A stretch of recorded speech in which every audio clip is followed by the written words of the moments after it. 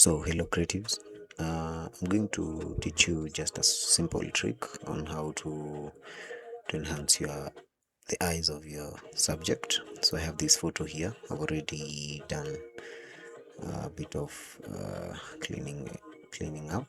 This is the before and after. Yeah, before and after. I've changed the background. I've done a little bit of cleaning up the blemishes. This is the before, that is the after. So I want to work on the eyes. I want to whiten them, maybe enhance them. I'll teach you a few tricks on how to do that. So there are two ways of whitening your eyes. So you can use a hue and saturation adjustment layer. You come here to the reds, you take them down, then you take the lightness while observing the eyes. We only want to affect the eyes, so the eyes are our concern. So you also come to the yellows and you do the same. You reduce the saturation and increase the lightness. Then you invert this mask. After inverting this mask, you take your brush tool. Make sure your opacity, make sure you're selected to soft round brush. Yes, make sure your foreground color is white. So you can now paint. Reduce the size of your brush. You can use brackets. So let me hit the brackets. So you can use the bracket and then you start painting. Yeah, you need to be careful you don't spill on places where you don't want the whiteness to affect, maybe the skin or the pupil. So just paint on the other eye like that. Remove the redness. You can leave a little bit of this so that it looks a little bit natural. Sky dolly. Yes. So you can zoom out and see. You can reduce the opacity. I think about there it's good. About 60 or let's say 72 there about. Then go ahead and create a brightness and contrast adjustment layer. Increase the brightness to around there. Then invert the mask. Then we'll paint on the pupil where we have the catch light. Every time when I shoot, I always try to have a catch light on the subject's eyes because it helps bring some life to the photo. When the eyes are lit up, the photo looks bright, it looks alive. So you can paint where you can see the reflection of the light, which we call it the catch light.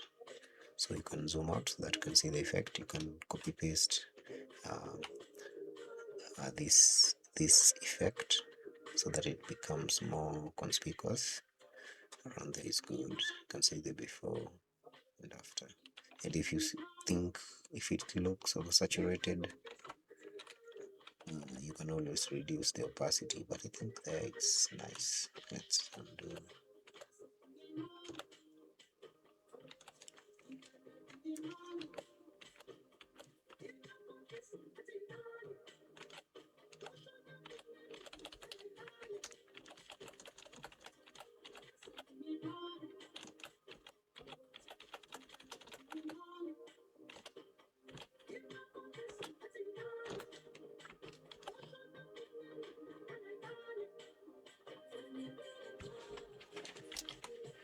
Yeah, so you can create a group, Control G, and reduce the opacity.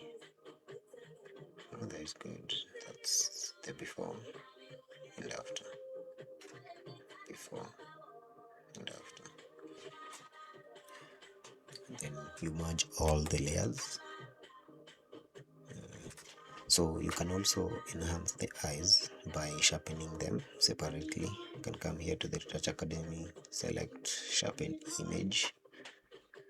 We can start with this one. You invert the mask so that you can paint wherever you want the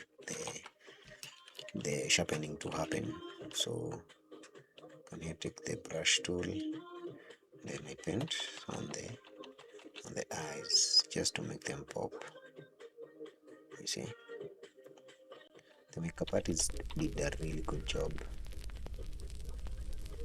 So it also makes ours very simple. So you can paint these areas just to make it pop. Lips. If you had a rose ring or earrings, we could enhance it. Could also sharpen the. Okay, let's first reduce the opacity for this. Around 50 or 70 something is good. Think about that is good. Let's stay at 70. That is good. Can also use this other one. We could maybe do it on her hair, but this one it has to be very subtle because the focus was around her eyes, but we're just enhancing it, then we reduce the opacity. It's just to bring some color to it, and that is good. Very nice. So you can merge out the lens. If you found this video helpful, please like, comment and subscribe to my channel. See you on the next one.